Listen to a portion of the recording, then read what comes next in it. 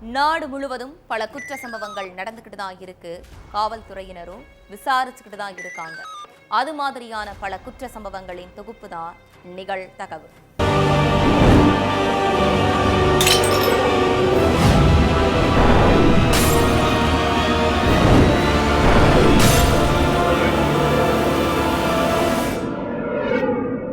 நிகழ்தகவு.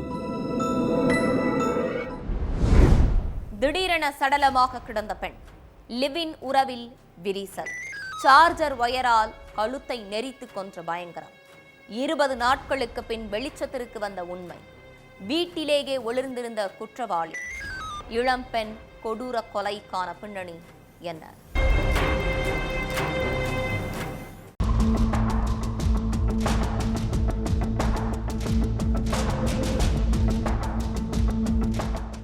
அன்னைக்கு நைட்டு தன்னோட அப்பாவுக்கு போன் செஞ்ச அங்கேஷ், என் கூட இருந்த பிரியங்கா திடீர்னு மயக்கமாகிட்டா, அவ செத்துட்டாளோன்னு எனக்கு தோணுது, எனக்கு பயமா இருக்கு, உடனே இங்க வாங்கன்னு கூப்பிட்டு இருக்கான்.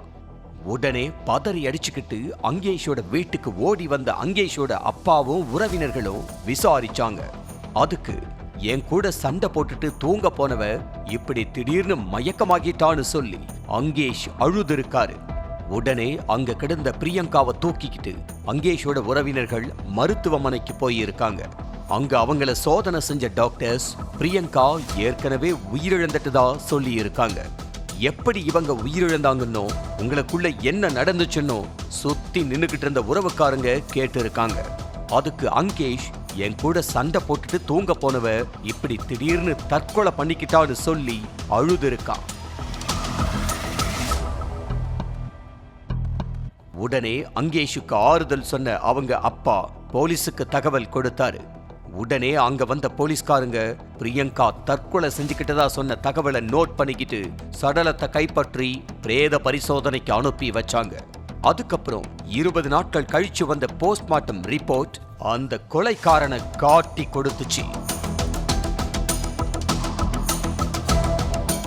மகாராஷ்டிரா சந்திராப்பூர் மாவட்டத்தைச் சேர்ந்தவர் 22 வயதான இளைஞர் அங்கேஷ் யோகேஷ் பகீர்வார். இவரு 29 வயசான பிரியங்காவை காதலிச்சுட்டு வந்திருக்காரு. அங்கேஷை விட பிரியங்கா 6 வயசு பெரியவங்கிறதுனால தங்களோட திருமணத்திற்கு நிச்சயமா பெற்றோர் ஒத்துக்க மாட்டாங்கன்னு 2 பேரும் தனியா வீடெடுத்து லிவின் வாழ்க்கை வாழ்ந்துட்டு வந்ததா சொல்லப்படுது.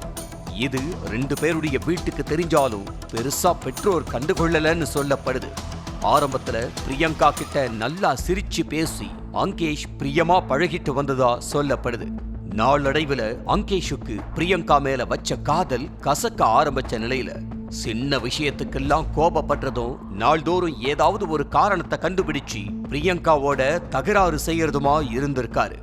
இப்படியே போக போக பிரியங்கா வயசு அதிகம்னு சொல்லி அங்கேஷ் அவாய்ட் பண்ண ஆரம்பிச்சிருக்காரு.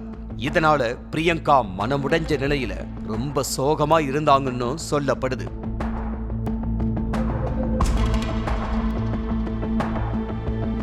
நாளுக்கு நாள் வயச காரணம் காட்டி சண்டை போட ஆரம்பிச்ச அங்கேஷ் பிரியங்காவை தன்னை விட்டு போக சொல்லி தகராறு செஞ்சது மட்டும் இல்லாம அடிக்கவும் செஞ்சிருக்காருன்னு சொல்லப்படுது. எல்லாத்தையும் பொறுத்துக்கிட்ட பிரியங்காவோ அங்கேஷ் மேல வச்ச அதீத காதலால பரவாயில்ல, அங்கேஷ் ஒரு நாள் நிச்சயம் திருந்தி நம்மளை ஏத்துக்குவான்னு கோபத்துக்கு பதிலா அதிகமா பாசத்தை காட்ட ஆரம்பிச்சிருக்காங்க. ஆனா இத புரிஞ்சுக்காத அங்கேஷ் அன்னைக்கு மார்ச் 14ஆம் தேதி இரவு பிரியங்காவை எப்படியாவது வீட்டை விட்டு துரத்திடணும்னு முடிவு பண்ணி சீக்கிரமா வேலை முடிஞ்சு வீட்டுக்கு வந்திருக்காரு.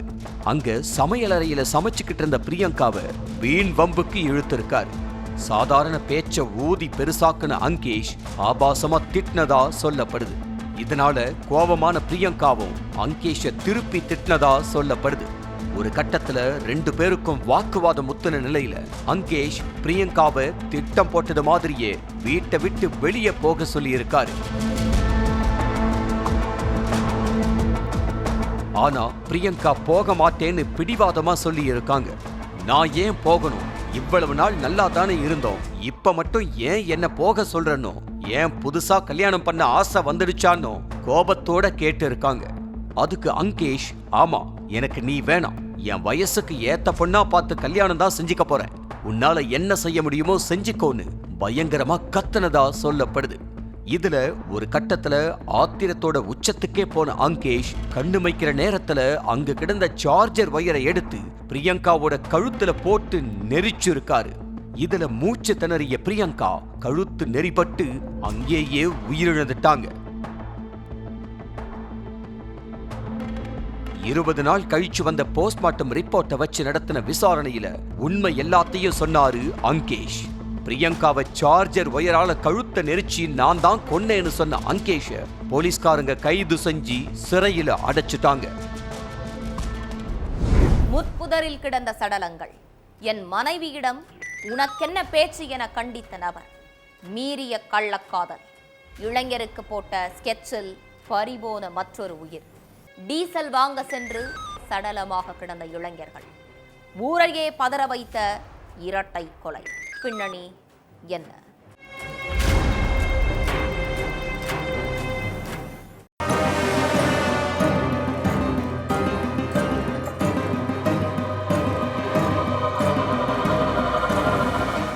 வயல் வேலைக்கு டீசல் வாங்க போன என் பையன் திரும்ப வீட்டுக்கு வரலன்னு போலீஸ் ஸ்டேஷன்ல கண்ணீரும் கம்பளையுமா வந்து ஒரு அம்மா கதறி அழுது புகார் கொடுத்தாங்க.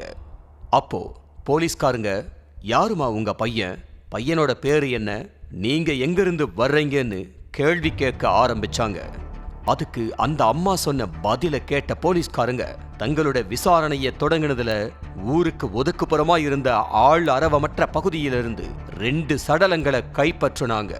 அதை அடையாளம் காட்ட அந்த அம்மாவை அழைச்சிட்டு போனதுல தான் தெரிஞ்சது அங்க இறந்த கிடந்தது அந்த அம்மாவோட மகனும் அவங்களோட தங்கச்சி பையனோங்கிறது.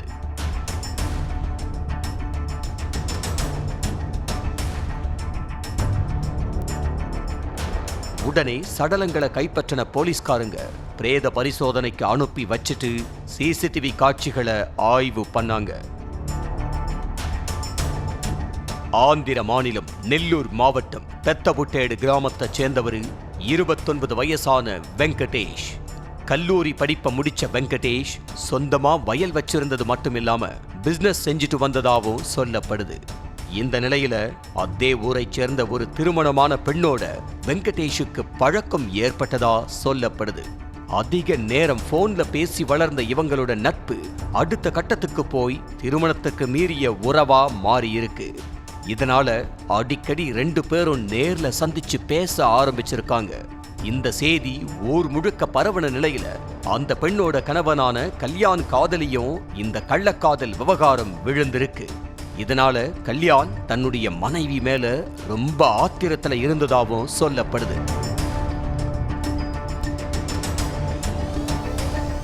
இப்படியே ஊர் முழுக்க தன்னோட மனைவிய பத்தி தப்பா பேசுறத கேட்க முடியாத கல்யாண் மனைவி கிட்ட போய், உனக்கும் வெங்கடேஷுக்கும் என்ன சம்பந்தம், அவன் கூட இனிமே நீ பேசவே கூடாதுன்னு கடுமையா சொல்லி இருக்காரு. அதே போல பொதுவெளியில வெங்கடேஷ பார்த்த கல்யாண், நீ இனிமே என் மனைவி கூட பேசுறத பார்த்த உன்னை கொன்னு புதைச்சிருவேன்னு மிரட்டி இருக்காரு. இதனால 2 பேருக்கும் வாக்குவாதம் உண்டாகி நடு ரோட்லயே சண்டை போட்டுக்கிட்டதா சொல்லப்படுது. ஆனா இதை எதையுமே காதுல வாங்கிக்காத கல்யாணோட மனைவியோ வெங்கடேஷோ தங்களோட உறவை தொடர்ந்துகிட்டு வந்ததா சொல்லப்படுது. கடந்த 2 நாட்களுக்கு முன்னாடி வயல் வேலைக்கு போயிட்டு இருந்த வெங்கடேஷ வழிமறிச்ச அந்த பெண்ணோட உறவுக்காரங்க, உன்னுடைய நாட்கள் எண்ணப்படுதுன்னோ அதனால ஜாக்கிரதையா இருந்து எச்சரிச்சுட்டு போனதாவும் கூறப்படுது. இந்த நிலையில சம்பவம் நடந்த அன்னைக்கு தன்னோட சித்தி பையனான பால வெங்கையா கூட வெங்கடேஷ் அறுவடை இயந்திரத்துக்கு டீசல் வாங்க போயிருக்காரு. அப்போ டீசல் வாங்கிட்டு வரும்போது ஆள் நடமாட்டம் இல்லாத பகுதியில 2 பேரையும் திட்டம் போட்டு வழிமறிச்ச கல்யாணம் அவனோட உறவுக்காரங்க 3 பேரும் சேர்ந்து வெங்கடேஷையும் பால வெங்கையாவையும் கொடூரமா கல்லால கடுமையா தாக்கி இருக்காங்க. அதுல 2 பேரும் சம்பவ இடத்திலேயே ரத்த வெள்ளத்துல உயிரிழந்த நிலையில உடல்களை அங்கிருந்த முட்புதர்ல வீசிட்டு தப்பிச்சு போயிட்டாங்க.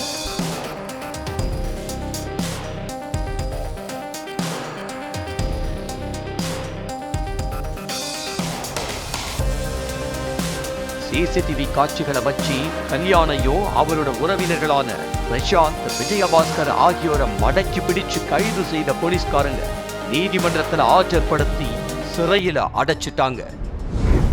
குடும்ப வன்முறையில் கொடூரம். கணவன் மனைவி சண்டை. கோடாரியால் வெட்டப்பட்ட 9 மாத குழந்தை. துடிக்க துடிக்க பலியான பச்சிளம் குழந்தை. விசாரணையில் வெளியான திடுக்கிடும் தகவல்கள். நடந்தது என்ன?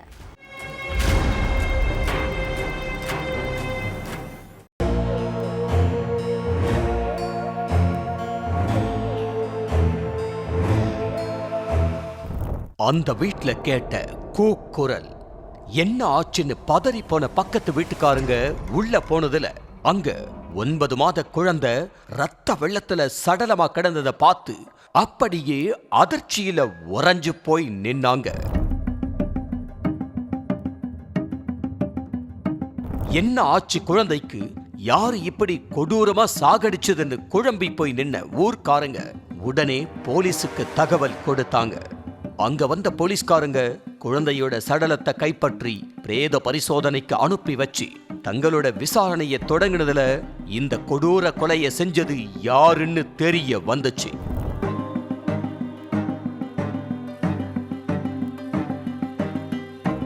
உத்தரப்பிரதேச மாநிலம் சுல்தான்பூர் மாதா கிராமத்துல ஷம்புத்தியாயல் கோரின்ங்கிறவரு வசிச்சுக்கிட்டு வந்தாரு. இவருக்கு ரஞ்சுங்கிற மனைவியும் 9 மாசமே ஆன ஆண் குழந்தையும் இருந்துச்சு.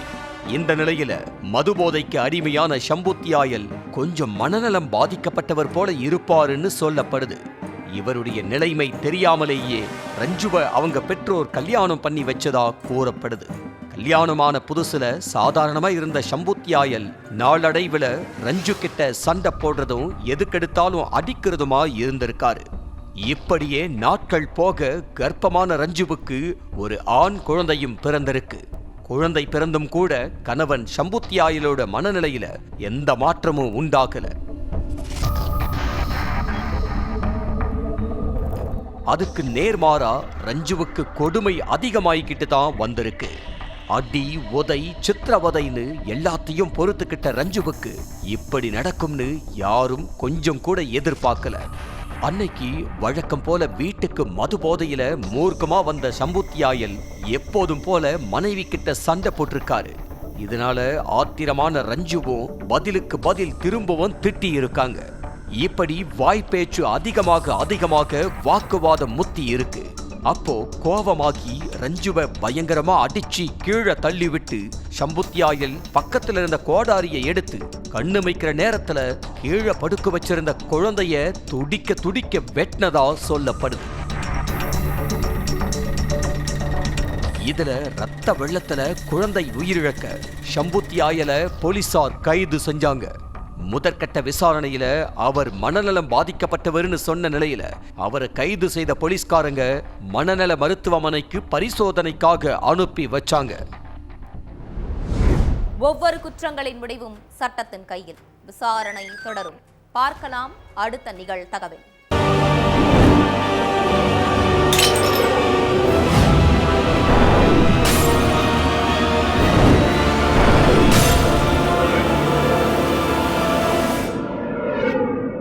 நிகழ்தகவு.